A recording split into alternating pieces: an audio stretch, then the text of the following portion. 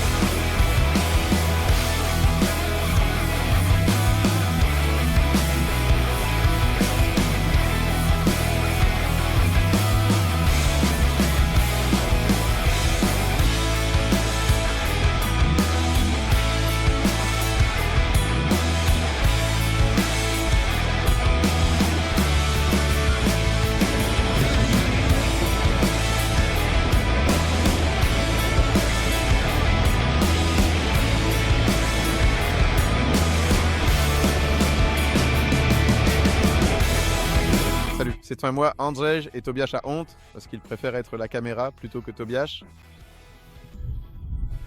Nous sommes venus tester la Triumph Scrambler 1200 dont nous étions littéralement excités il y a quelques jours au salon. Et vous savez quoi? Le test est divisé en deux parties. La première était sur l'asphalte, nous sommes maintenant dans la partie sur route. Qu'est-ce qu'on a fait? Tout de suite, on l'a tout de suite ensablé. Un scrambler, c'est un scrambler. On voulait faire de belles photos, mais là-bas... Quoi là-bas? On va bien réussir à le sortir de là, non? Je vais vous dire, oui, les premières impressions sont vraiment très bonnes. Écoutez, commençons par ce que j'ai dit au salon. Hein? La façon dont les motos Triumph sont fabriquées, c'est vraiment mince du grand art. J'aime beaucoup. Mais justement, ce que j'ai remarqué, des testicules... Oh, regarde. Regarde. Pour que le guidon tourne... Ben, non? Oui, ça me plaît. C'est comme une petite manufacture, on assemble la moto, il regarde. Oh mec, mince, toi mon gars, quelle moto, vraiment très belle. On a fabriqué la moto, ce réservoir, tout. Le gars s'assoit, tourne le guidon à droite, il dit « Oh toi, raté. Bon, ça se redressera, non ?» Et là, vous voyez, ils l'ont redressé. Mais en général, je ne sais pas. Tu te souviens d'une autre moto qui soit aussi bien faite? Vraiment, tout est là. De première qualité. Et les premières impressions sur l'asphalte. Les premières impressions sont telles que cette moto va probablement devenir l'une de nos préférées cette année. Parce que tu accélères et elle répond. Tu freines et elle répond. L'électronique. Pour l'instant, tout fonctionne. Nous n'avons pas encore trouvé de virage serré pour vraiment l'emmener vite dans les courbes. Mais je vous le dis, cette roue avant de 21 pouces ne va pas du tout le gêner. Ça ne le limite pas vraiment de façon particulière. Si le pilote sait ce qu'il fait, il pourra vraiment attaquer les virages avec cette moto. Comme un fou.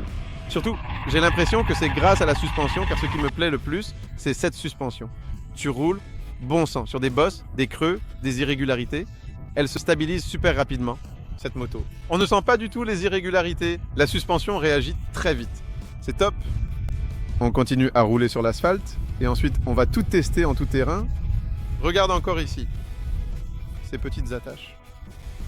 Tout. Mais c'est de la triche. Mo, regarde ici. Bon, d'accord, je peux pardonner ça. Si tout est si beau, je peux le pardonner. Je ne sais pas comment ça se fait. Oh, du plastique. Mais quoi? Et ça a l'air cool. Je préfère que ce soit comme ça plutôt que d'avoir tout en plastique.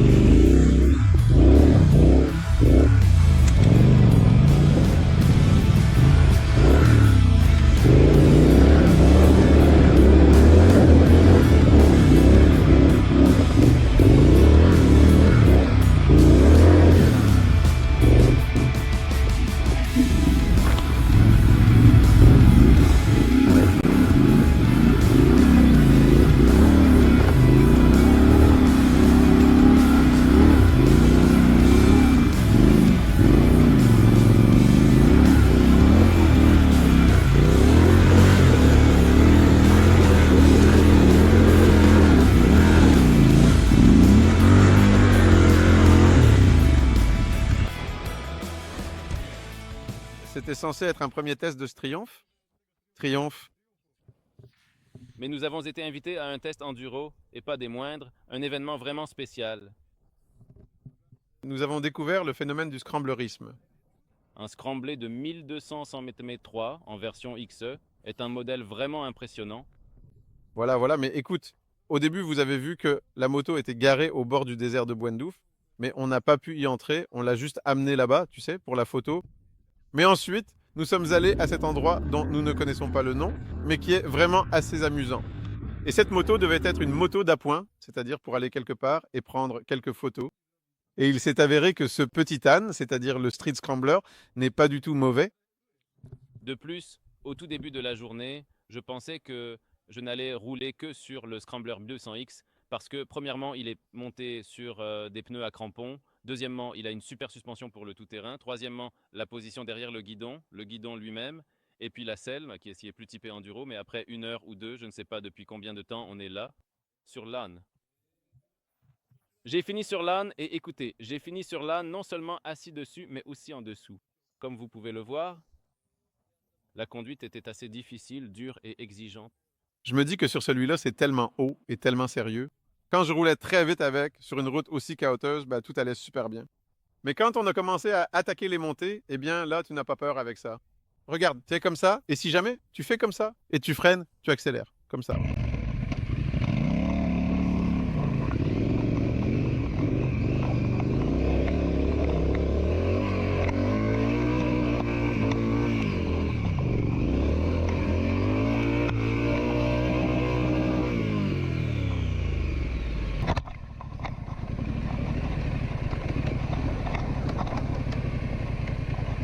Et ça sonnait comme si tu voulais. Non?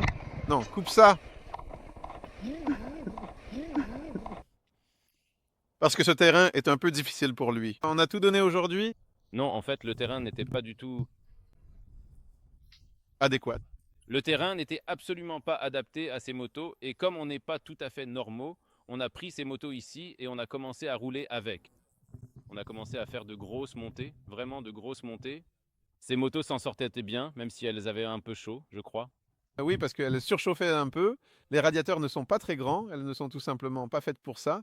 En plus, ici, le sol est extrêmement dur et il a plu. Donc, c'était super glissant, ce qui rendait l'adhérence vraiment difficile. Néanmoins, en ce qui concerne les bosses et la conduite sur des trous, j'aime vraiment ça. Et ce qui est cool, c'est que ces freins, regardez, bah, ce sont des freins M50. C'est comme ça qu'ils s'appelaient, non? Eh bien, ils s'appellent comme ça, mince. Ils s'appellent, ce sont exactement les mêmes Brembo que sur la Super Duke, que sur la Panigale. Ce sont pratiquement les étriers de frein les plus puissants que l'on puisse acheter. Et en tout terrain, ils offraient une sensation suffisante pour, même sans ABS, même quand on a tout désactivé, pouvoir contrôler le freinage. Il y a plusieurs options. Une option, la deuxième option, la troisième option, la plus importante, professionnel du tout-terrain. Et tout est éteint car l'électronique aide en tout terrain, dans le sens où vous pouvez verrouiller l'arrière et vous pouvez glisser un peu là-bas. Et le contrôle de traction permet également de glisser, mais si vous êtes sur un tel terrain, il faut être tout terrain pro, tout éteint, accéléré à fond, et je vois que vous allez vous amuser ici, parce que les Mica deviennent vraiment chauds ici, dans ces moteurs. Oui, c'est peut-être le cas, mais regardez, vous pouvez changer les motifs, car ici, nous allons le montrer. Facile. Allez, montre-moi, parce que regarde, c'est drôle, j'ai déjà dit que ces horloges sont tellement drôles, classiques. Conduite WAIX, configuration WAIX, voyage, configuration de l'affichage DM. DM2, et maintenant nous avons DM2, plus comme ça. Au début, nous étions un peu inquiets qu'il soit totalement illisible, surtout au soleil. Mais il s'avère que l'option DM2 fonctionne de manière absolument remarquable et est non seulement bien visible, mais aussi incroyablement efficace. J'ai vraiment l'impression qu'il est quasiment impossible de rouler lentement avec cette option activée, car elle transforme radicalement le comportement du véhicule. En fait, elle provoque une sorte de déferlement d'émotions totalement agressive et une poussée d'adrénaline intense. Ça te met instantanément dans la tête que tu dois toujours rouler à fond avec, exploiter chaque once de puissance disponible, et cela peut malheureusement très facilement mal finir si l'on ne fait pas preuve d'une extrême prudence et d'une maîtrise parfaite de la situation. C'est une sensation grisante, mais qui exige une vigilance constante et une conscience aiguë des risques encourus sur la route. Mais ça finira bien, parce qu'il a de bons pneus, tous les ABS et des conducteurs très raisonnables. En général, si quelqu'un peut se permettre une telle moto, il doit être intelligent car il doit gagner de l'argent. À moins qu'il ne soit né riche et puisse se permettre de casser ce genre de moto, alors il roulera avec, les cassera, et alors il sera heureux, pourvu qu'il ne les casse pas contre d'autres personnes, c'est tout. D'ailleurs, aujourd'hui, nous avons parlé du fait que cette machine pourrait être la seule moto dans mon garage. On parle toujours d'avoir une moto, une autre pour le tout-terrain, une pour le tourisme, mais avec cette machine, on peut vraiment bien s'en sortir. Je l'ai déjà dit. Je l'ai déjà dit à propos du KTM 690, mais aujourd'hui, j'ai un peu changé d'avis.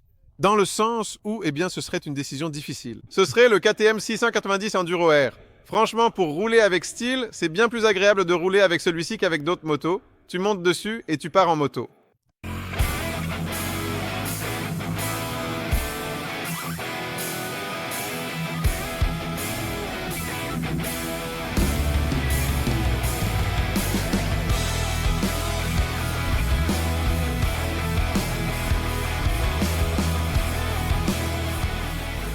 Ça, c'est une couverture. La deuxième, en fait, deux. Mais nous, on reste là à discuter de moto. Quelque chose d'autre? Je ne sais pas. C'est vraiment génial de voler avec ces motos. Vous le verrez sur les photos dans le magazine, car il s'avère que ces motos lourdes décollent du sol très facilement et volontiers. Et elles atterrissent en toute sécurité. Oui, la suspension absorbe. Oh, d'ailleurs, sur les deux, étonnamment, celui-ci a un petit débattement, mais la suspension absorbe plutôt correctement. Et celui-là fait des wheelings. Il fait des wheelings en deuxième vitesse avec les gaz. Il a deux bougies, n'est-ce pas? Une sur la selle. Et d'accord, les gars, on rentre à la maison. Tout est dans le journal. Le test s'appellera Scrambly, nos salutations les plus sincères.